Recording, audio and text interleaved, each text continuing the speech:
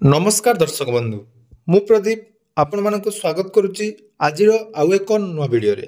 तो राज्य सरकार तरफ जो सीएम किसान योजनार आरंभ करा जायछि बा जदि आपण माने सीएम किसान योजनार हिताधिकारी अटंती ताहले राज्य सरकार तरफ आपण मानकु आहु गुटिए बहुत बड़ सुविधा प्रदान करा जाउछि जहाँकि सीएम किसान योजनार हिताधिकारींकर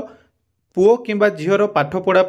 राज्य सरकार वार्षिक 60,000 टंकार सहायता प्रदान करुचंती। तो जदि आपण मानक पाखरे सीएम किसान लो आईडी टी अछि एवं आपण मानकर पुओ किंबा झीओ उच्च शिक्षा लाभ करुचंती ताहले आपण माने वीडियो को जमारू स्किप करंतुनी, कारण देखंतु चाषी भाई भौणी मानकर उन्नति पई राज्य सरकार तरफ जो पदक्षेप निया जायछि एवं आपण माने केमिति एई जो स्कीम रो लाभ नै परिबे कौन रही से स्कीम ता विषय संपूर्ण डिटेल्स जानिबा एवं आउ गोटे इंपोर्टाट अपडेट रोची यही जो स्कीम पई आपण मानकर आवेदन शेष तारीख आसंता काली अर्थात 25 डिसेम्बर रही। पूर्वर ए विषय मुझे आपण मानक अवगति कर किंतु आज शेष थर पर पुणी थर आउ गोटे रिमाइंडर कर दूची जे आपण माने जदि एपर्यंत यही कामटी करना ताले आसंता काली सुधा आपण माने यही कामटी कर दिंतु जहाद्वारा कि आपण मानकर पुओ किंबा झीवर पाठ पढ़ा राज्य सरकार जो 60,000 टंका वार्षिक आपण मानकु प्रदान करेंगे तार लाभ आपण माने पाई परिबे। तेणु कौन रही से स्कीम एवं तार डिटेल्स आसंतु आज वीडियो रे आलोचना करबा। ता पूर्व जदि चैनल को प्रथम थर विजिट करछंती वीडियो को लाइक करेंगे, चैनल को सब्सक्राइब करनथिले एबे ही सब्सक्राइब करी पाखरे थिबा बेल आइकन को क्लिक करी ऑल सेट कर देबे। तो देखंतु राज्य सरकार तरफ कृषक मानकर उन्नति पई पूर्व जो कालिया योजना थिला से कालिया योजना परिवर्तन करी वर्तमान सीएम किसान योजना रे रूपांतरित होईछि। तेणु ये सीएम किसान योजना रे जो क्षुद्र नाममात्र चाषी ता सहित जो आमर रही भूमिहीन चाषी परिवार को राज्य सरकार प्रत्येक वर्ष क्षुद्र एवं नाममात्र चाषी को 2टी किस्ती 4,000 टंका एवं आउ जो रही भूमिहीन परिवार से 12,500 टंका प्रदान कर जाए। यह सहित आहरी रही जे जो माने सीएम किसान योजनार हिताधिकारी से पिलामानकर पाठपढ़ापी राज्य सरकार एक वृत्तिर आरंभ कर छात्रवृत्ति प्रदान करुछंती जार नाम रही कृषि विद्यानिधि योजना। तो यही योजना रे देखंतु जो गाइडलाइन अनुसार क्षुद्र नाममात्र एवं भूमिहीन परिवार मेधावी छात्र छात्री कृषि विद्यानिधि योजना आनीची अपूर्व सुजोग। तेणु कृषक परिवार उदयमान छात्र छात्री मानकु वृत्तिगत और वैषयिक शिक्षापी मिलिबो आर्थिक सहायता। तेणु AISHG मानर सरकारी शिक्षानुष्ठान समस्त खर्च एवं बेसरकारी शिक्षानुष्ठान निर्धारित हार में खर्च वहन करेंगे राज्य सरकार। तेणु देखो जो मैंने सरकारी इंस्टीट्यूट रे पाठ पढ़ुं से समस्त खर्च सहित जो मानकर बेसरकारी कॉलेज बा जोटा कि आम कहे प्राइवेट कॉलेज रे जदि आपण मैंने शिक्षा ग्रहण करुँच राज्य सरकार आपण मानकु सहायता प्रदान करेंगे। तो उन्नत शिक्षानुष्ठान जमीती कि आपण मानकर IIT IIM NIT AIMS एवं ICR गुड़िकरे उच्च शिक्षापी योग्य छात्र छात्री को सरकारी सहायता प्रदान कर। तेणु यही जो स्कॉलरशिप टी रही यापाई देखंतु ऑनलाइन आवेदन प्रक्रिया 10 नवेम्बर 2024 रु आरंभ हुई एवं शेष तारीख देखंतु 25 डिसेम्बर 2024 अर्थात आसंता काली यार शेष डेट रही। यही स्कीम पई को माने आवेदन करें एवं यापाई कौन कौन डॉक्यूमेंट आवश्यक आसंतु से विषय में आपण मानकु डिटेल्स जणाई देउछि। तो आपण माने देखि पारुथुबे department of agriculture and farmer empowerment जहाँकि गवर्नमेंट ऑफ ओडिशा तरफ नोटिफिकेशन टी आसला 27 सेप्टेम्बर आपण मानकर ये नोटिस टी जहाँकि आमर गवर्नमेंट ऑफ ओडिशा तरफ आसीतिला जो थे कि कृषि विद्यानिधि योजना रे पिला मानकु जो पाठ पढ़ापी सुजोग मिलिबो बा जो थे आपण मानकर जो माने सीएम किसान हिताधिकारी रहिचंती सेमानकर पिला मानकर पाठ पढ़ापी सरकार तरफ आपण मानकु जहाँकि सहायता प्रदान करा दिबो। किंतु एथिरे जो सब किछि एलिजिबल क्राइटेरिया रही अर्थात आपण मान केवल किछि निर्दिष्ट शिक्षा पाई जहाँकि एथिरे आपण मानकु टंका मिलिबो अर्थात किछि निर्दिष्ट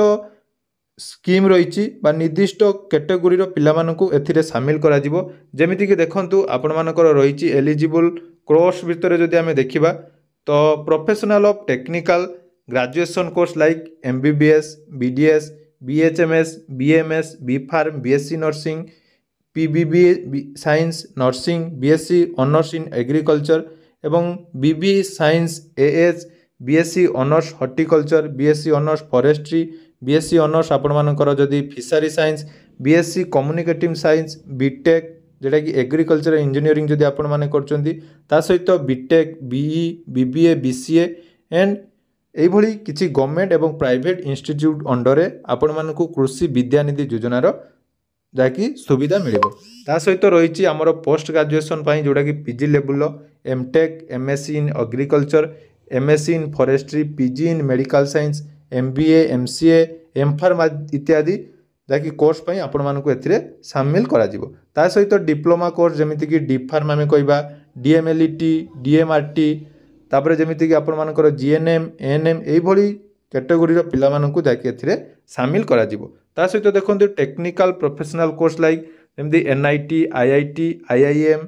एम्स आईसीएआर एई भली कैटेगोरी रो पिला मानकु जाकि एथिरे सहायता प्रदान करा जिवो। एवं जो माने भी या पई आवेदन करिवे तार आवेदनर प्रक्रिया जोटा कि रहिछि स्टेट स्कॉलरशिप पोर्टल आपण माने जानिथिबे सेठी आपण मानकु आवेदन करिया पई पड़िबो। ता सहित देखंतु एथिरे जो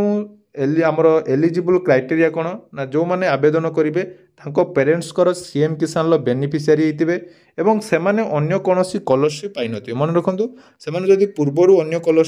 स्कॉलरशिप पाइथिबे ताले एथिरे बाय जो कृषि विद्यानिधि योजना रे आवेदन कले तांको स्कॉलरशिप प्रदान करा जिवो नाही। ता सहित एथिरे जो टंका आपण मानकु प्रदान करा जिवो देखंतु तार मध्य डिटेल्स एठी दिया जायछि जे केउ कोर्स पई आपण मानकु केते टंकार सहायता प्रदान करा जिवो जोटा कि आपण मानकर प्राइवेट इंस्टीट्यूट एवं सेल्फ फाइनेंसिंग कोर्स पई आपण मानकर जेमिति कि एमबीबीएस रहिछि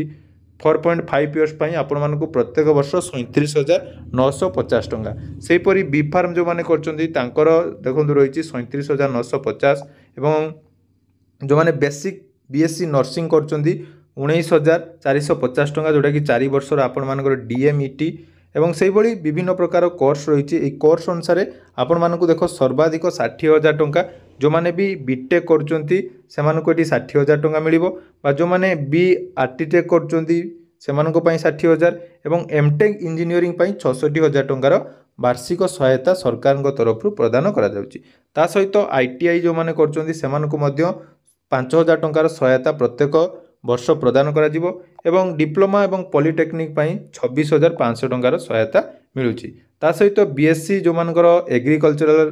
ऑनर्स रहिछि बा हॉर्टिकल्चर रखिचंती बा फॉरेस्ट्री बा फिशरी आपण माने जदि बीएससी करचंती ताहले एठी आपण मानकर 60,575 टंका एवं बीएससी ऑनर्स ओयूएटी अंडर जदि आपण माने करूचंती ताले एठी मध्ये आपण मानकु 25,975 टंकार सहायता प्रदान करा जाउची। तेनु देखि पारुतबे एई जो